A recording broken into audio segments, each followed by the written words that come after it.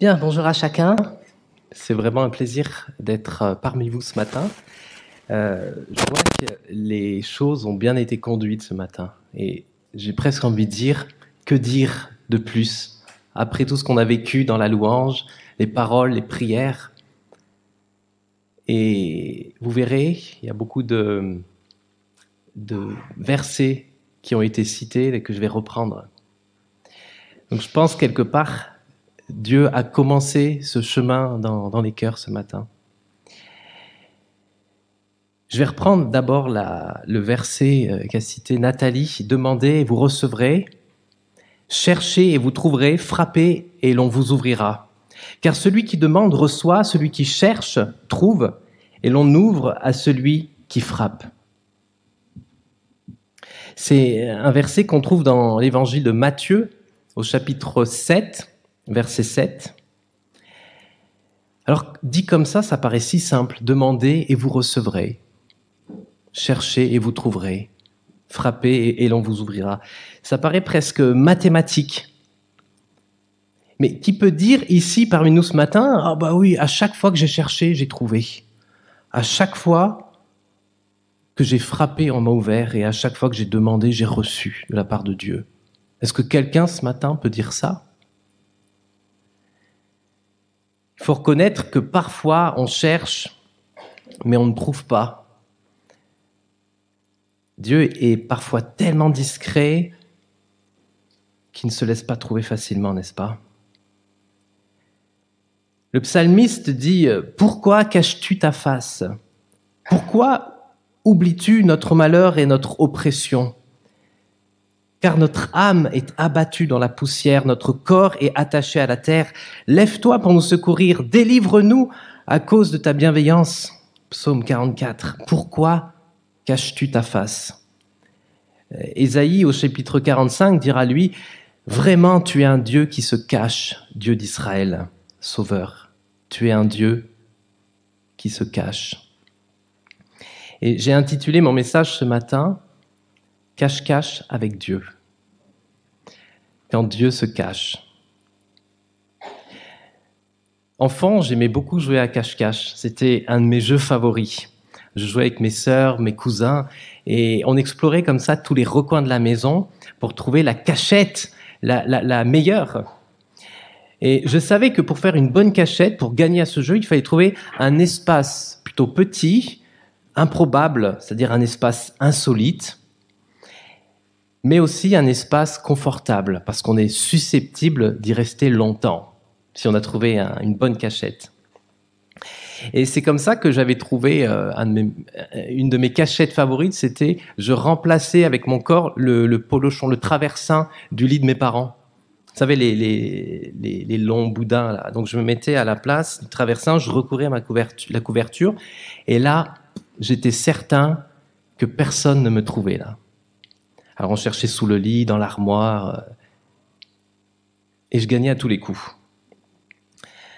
Et je me souviens qu'une fois, à l'école du dimanche, j'étais encore à Rennes, les moniteurs avaient organisé une grande chasse, un grand cache-cache dans le parc à côté de l'église. Et dans ce parc, il y avait aussi une petite forêt. Et donc tout le monde, tous les enfants se cachent. Plusieurs parties s'enchaînent.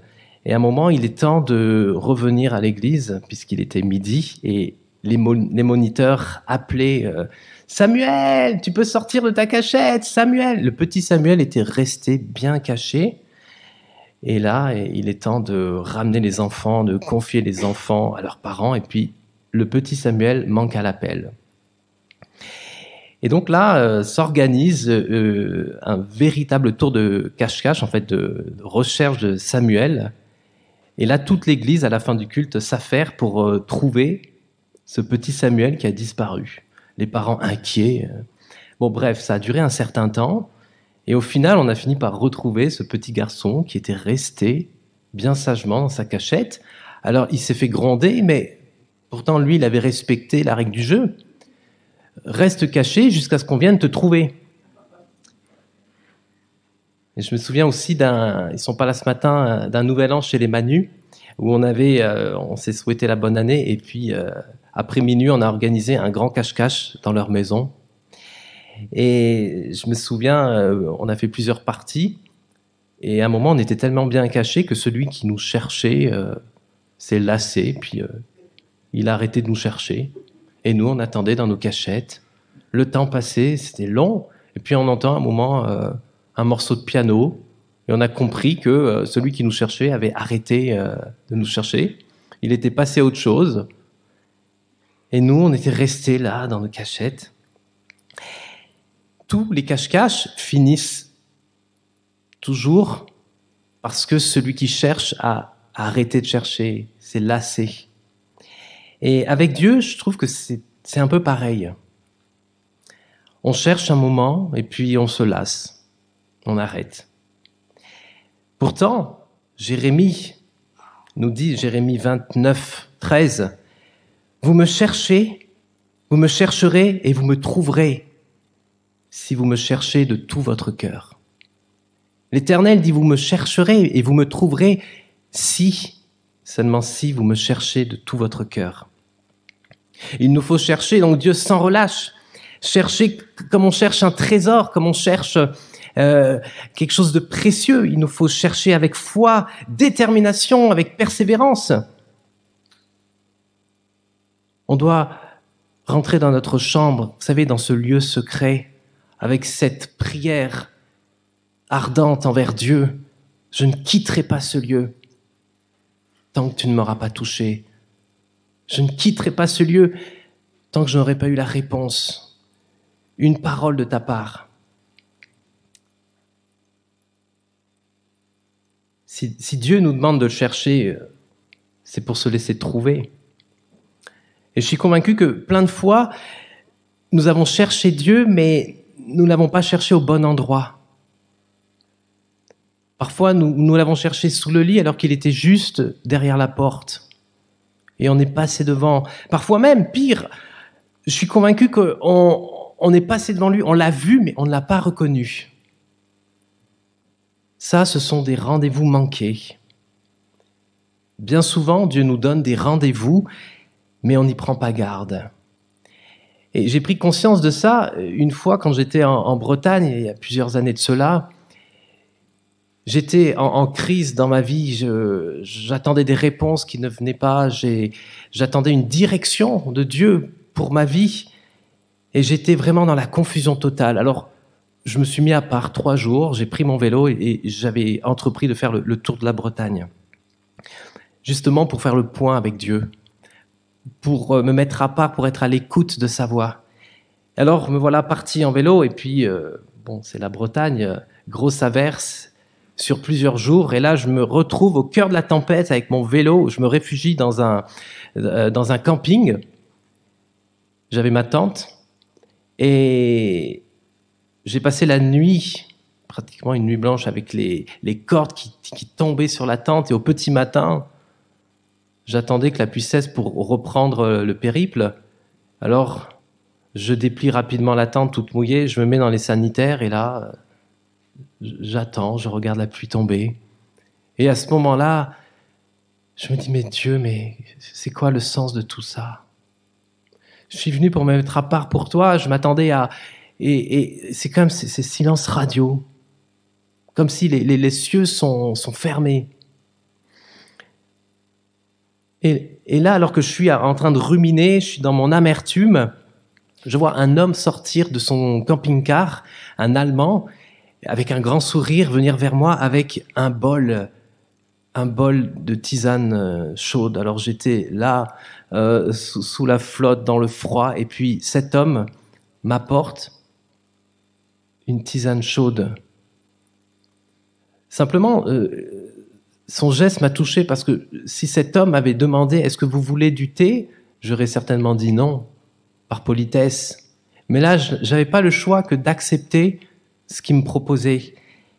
Et à ce moment-là, j'ai fondu en larmes, parce que je me suis dit, je me mets à part pour Dieu, je cherche des réponses à des questions, et en fait, la réponse de Dieu, c'était cette tasse de thé chaud.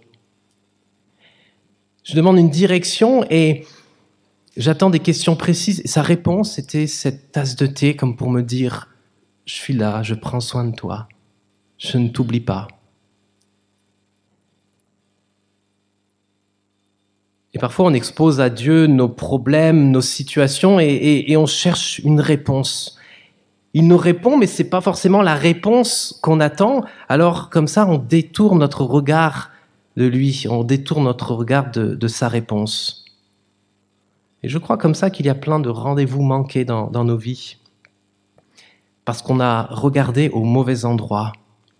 Peut-être on a aussi regardé à l'endroit de nos intérêts personnels, de nos mauvaises motivations, de nos convoitises.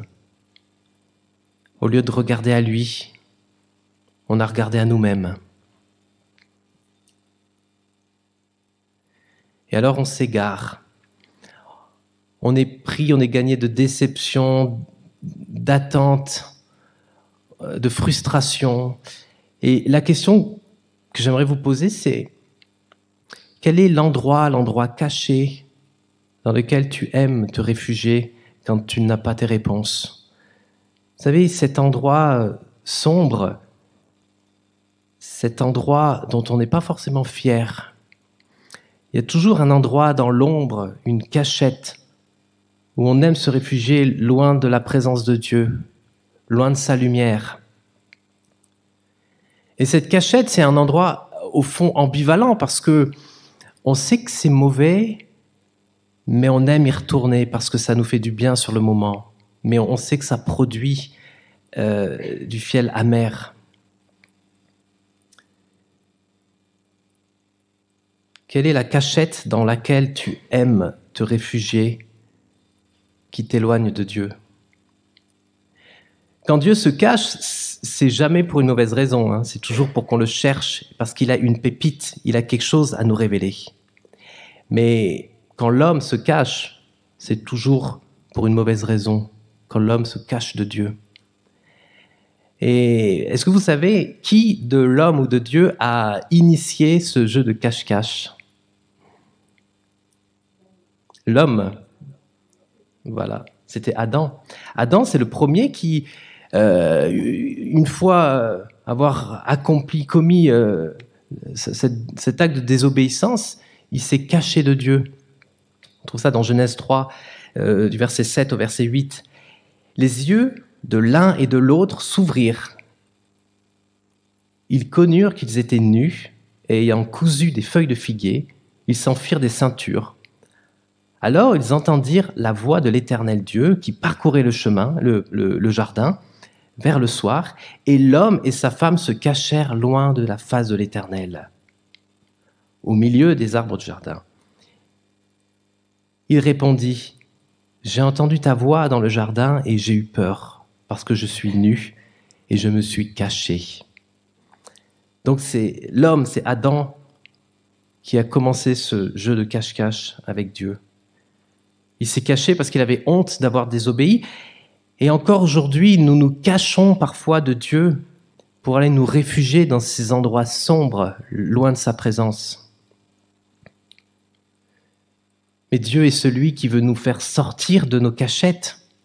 Il est celui qui peut nous faire sortir de nos cachettes.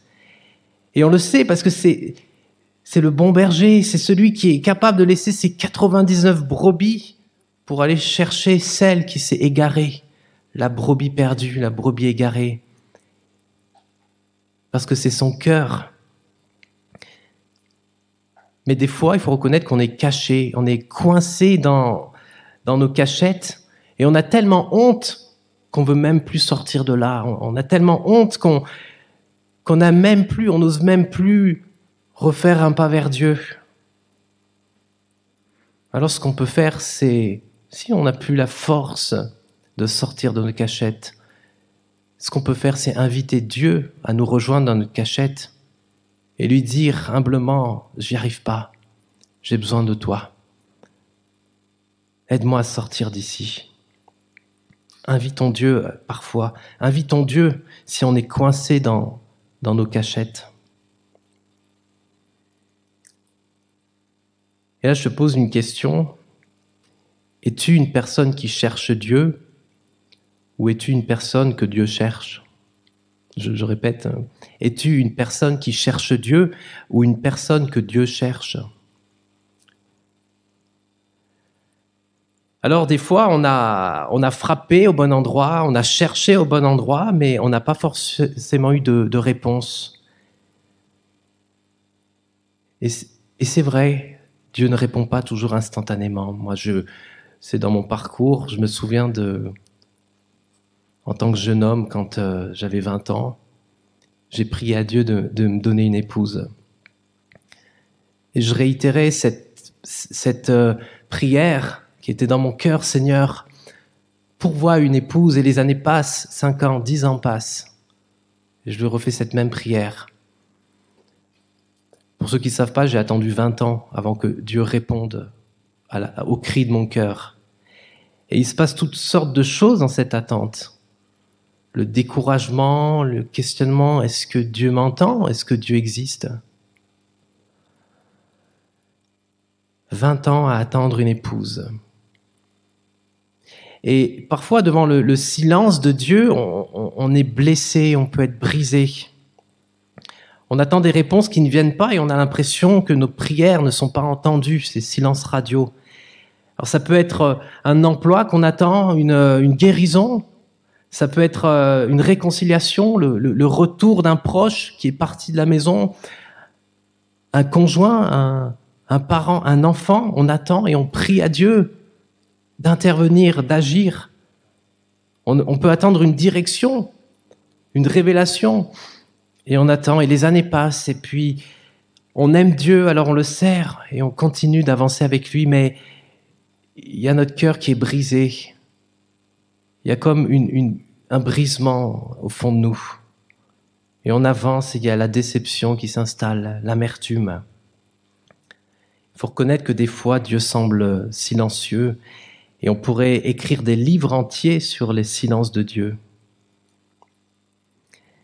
Qui n'a pas été troublé ou déçu par les silences de Dieu?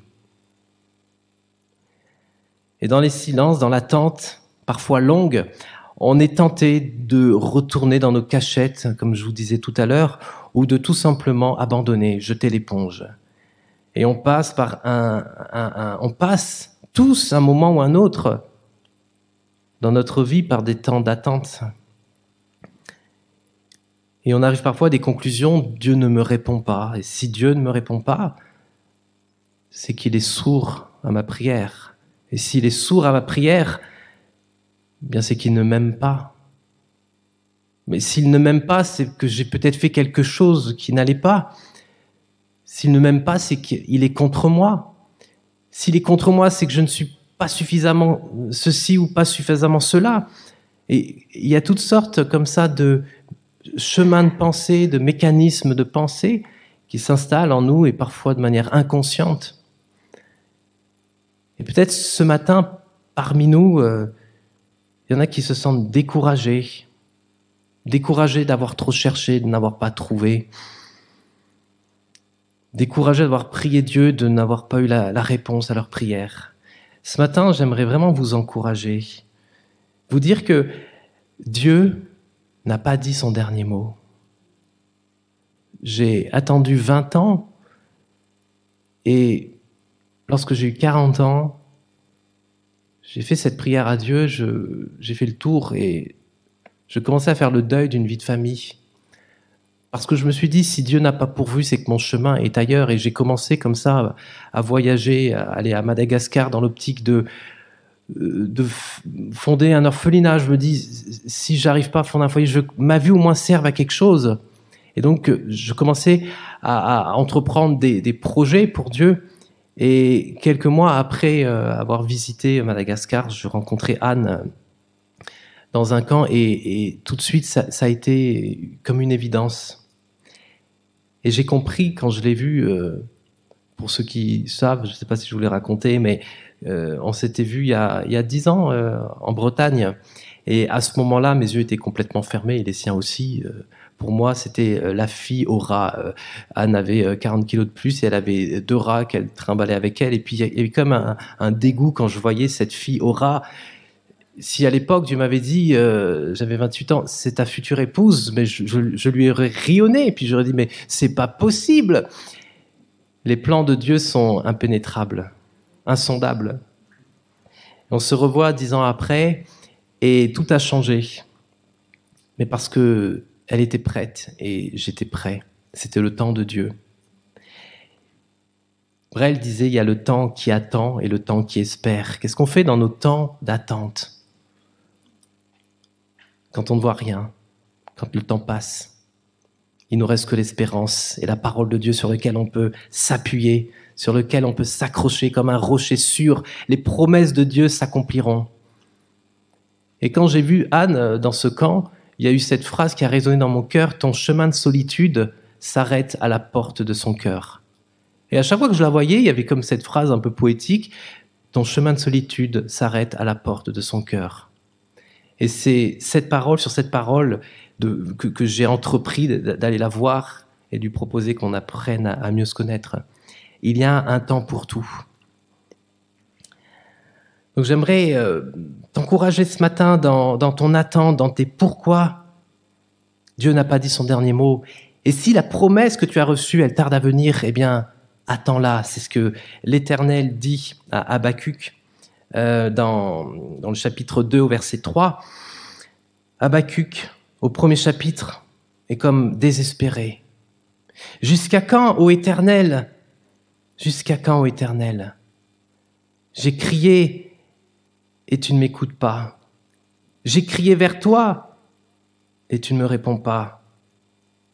Tu ne me secours pas. » Ça, c'est le chapitre 1. Et il y a tout un cheminement qui fait qu'au chapitre 2, Habacuc reste dans le silence pour entendre ce que Dieu a à lui dire.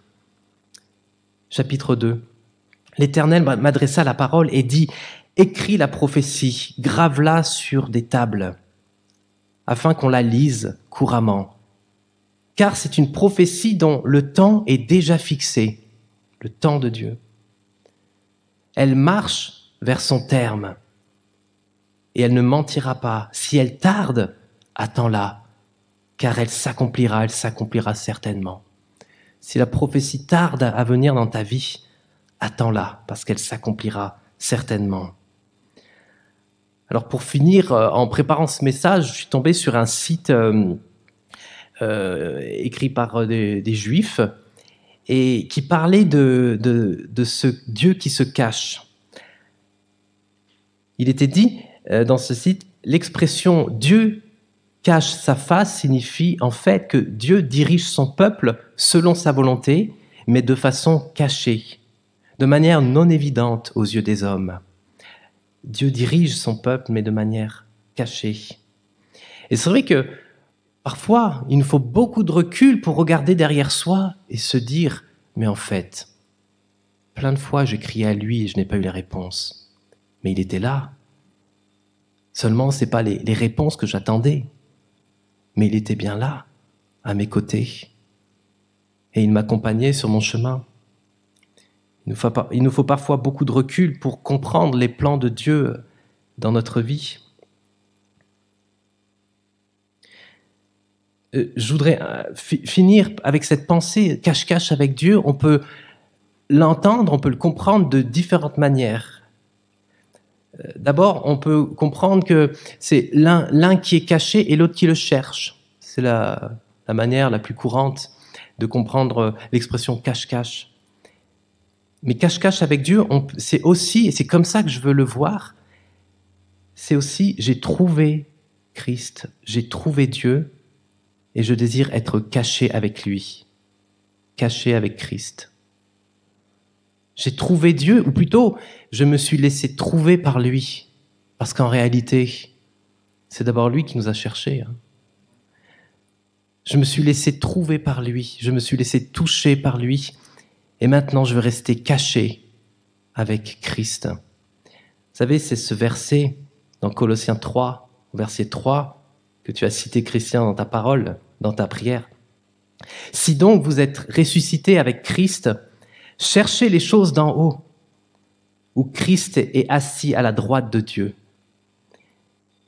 Affectionnez-vous aux choses d'en haut et non à celles qui sont sur la terre, car vous êtes morts et votre vie est cachée avec Christ en Dieu. » Votre vie est cachée avec Christ en Dieu.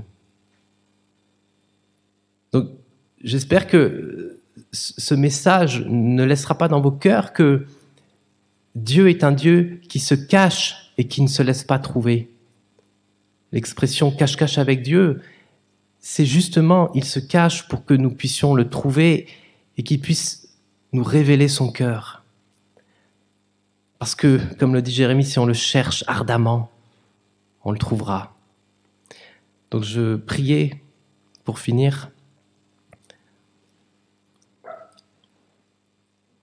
Seigneur Jésus, merci pour ta parole qui nous dit de chercher et qui nous assure que si on te cherche, eh bien, on va te trouver.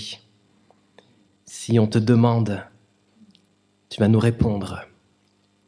Je te prie pour mes frères et sœurs ce matin, mes bien-aimés, pour qu'ils puissent, chacun dans leur situation et dans leur attente, qu'ils puissent voir ta main, qu'ils puissent faire de ce temps parfois, de ces temps d'attente, de ces temps de silence, eh bien, faire une occasion de rendez-vous, de cœur à cœur avec toi.